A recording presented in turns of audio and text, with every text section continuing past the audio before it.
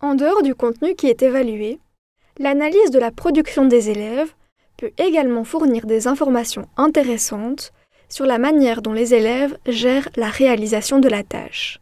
Qu'entendez-vous par là? Musial, Prader et Tricot ont établi une liste des principaux diagnostics qui peuvent être inférés à partir du processus d'évaluation. Si on fait référence à la première situation représentée par le cercle rouge, l'élève peut ne pas avoir la connaissance nécessaire pour réaliser la tâche. Il ne sait pas comment faire. L'identification de la connaissance nécessaire ne change rien. Il a besoin de développer cette compétence de manière spécifique. Une deuxième situation, le cercle bleu, est liée au fait que l'apprenant ne sait pas quelle connaissance mobiliser pour résoudre le problème proposé. Il est en difficulté pour transférer et il lui manque probablement des exemples concrets pour savoir quand il doit exercer cette compétence. L'apprenant peut aussi mobiliser la bonne connaissance, mais faire une erreur de mise en œuvre. C'est le cercle jaune. Cette situation peut être induite par un problème d'automatisme ou par un problème attentionnel. Enfin, dans le cercle gris, l'élève peut mobiliser une autre connaissance à la place. Cette difficulté peut être liée à la compréhension de la consigne, mais aussi à un problème plus profond qui témoigne souvent d'une maîtrise en surface de la compétence. Au-delà d'un choix dichotomique, correct ou incorrect, quand on évalue le travail des élèves, une analyse de la manière dont les connaissances sont mobilisées s'avère utile. Dans le processus d'évaluation, il y a également la question de la rétroaction. L'activité fait réussir n'est pas une proposition pédagogique qui est vraie. C'est l'activité dont les résultats sont connus qui fait la différence quand on apprend. Dans sa méga-analyse, Hattie montre clairement que le feedback est un facteur de réussite. Le principe de la rétroaction est assez facile à comprendre. Sur la base de l'observation et de l'analyse de la production, il est important d'informer les élèves à la suite de leur production. Il faut donc leur octroyer un feedback, leur donner une appréciation, leur indiquer si ce qu'ils ont produit est adéquat ou pas par rapport à l'attendu.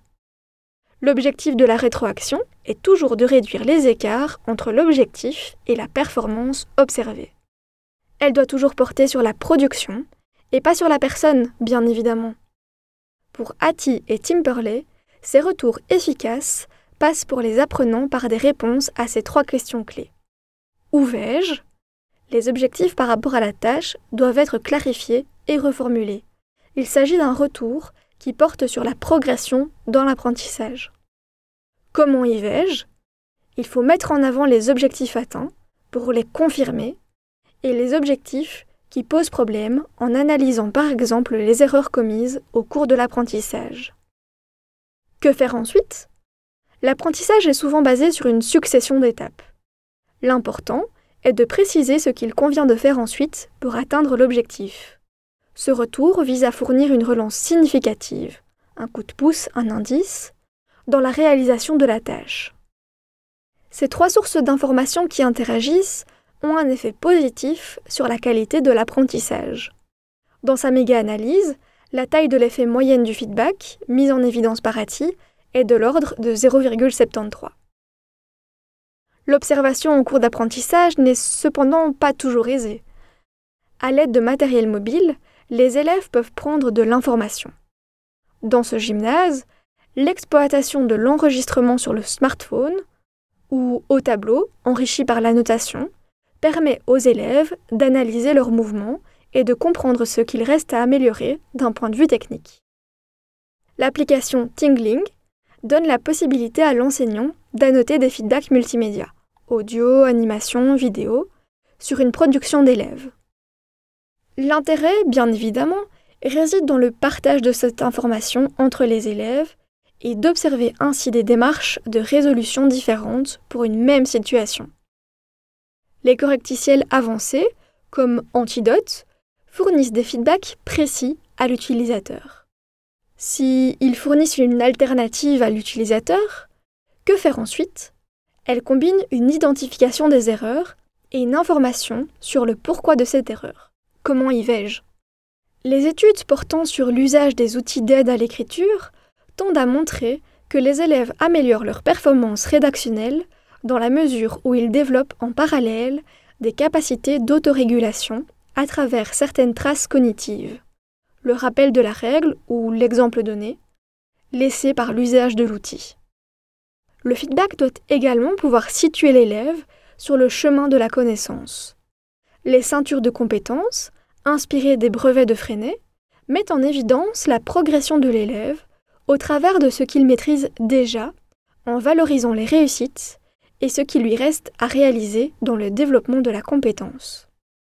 Chaque couleur correspond à un niveau de maîtrise décliné sous la forme d'indicateurs. Les illustrations proposées à l'écran proviennent du travail de François Lamoureux. On peut observer que ce système intègre également la mise en œuvre de systèmes d'entraide entre les élèves en permettant aux élèves de prendre le rôle de tuteur dans le domaine. La visualisation du développement de la compétence est intéressante à présenter sous la forme de tableaux identifiant les différents niveaux de maîtrise. Elle aide l'apprenant à mieux se situer et à mieux cibler ensuite les efforts nécessaires. Cette démarche a particulièrement du sens dans une approche par compétences où l'apprenant mobilise les savoirs, savoir-faire et savoir conditionnels dans différentes situations. Il développe progressivement la compétence en l'exerçant dans différents contextes et dans différentes conditions. Et a-t-on des données concernant l'efficacité du type de feedback ? Au niveau de l'impact des types de feedback, Hattie et Timperley montrent que la rétroaction basée sur des informations, sur ce qu'il faut faire ensuite, qui passe par la relance au travers d'indices, a des effets positifs importants avec une taille d'effet de 1,1. Ce coup de pouce peut être, par exemple, un rappel de la technique à utiliser. Il est également intéressant d'observer que la focalisation sur la réussite, lors d'une communication relative à « comment y vais-je ?», a un impact plus élevé sur l'apprentissage qu'une centration uniquement basée sur les erreurs.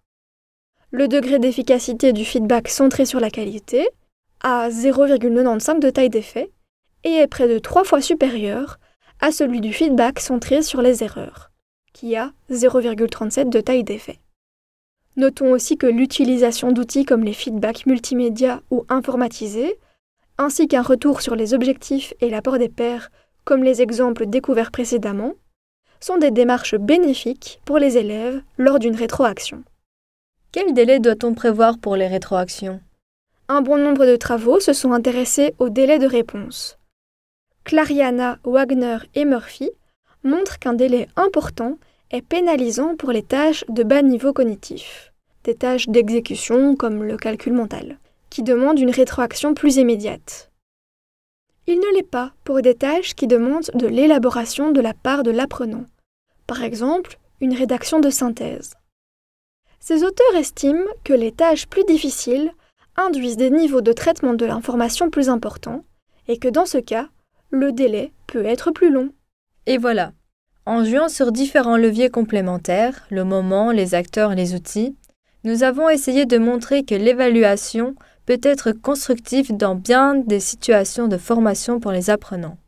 Comme le montre Hattie dans ses travaux, l'important est probablement d'avoir conscience qu'il s'agit de la dimension pédagogique qui entraîne le plus d'effets positifs sur l'apprentissage. En renonçant à l'évaluation comme moyen de pression et de sanction, l'enseignant qui s'appuie sur l'évaluation comme outil d'amélioration peut agir sur la motivation de l'élève à s'engager dans l'apprentissage et à l'orienter ainsi vers des buts de maîtrise. Une évaluation au bénéfice de l'élève, mais aussi de l'enseignant qui peut se remettre en question et proposer d'autres démarches pour favoriser la réussite des élèves dont il a la responsabilité.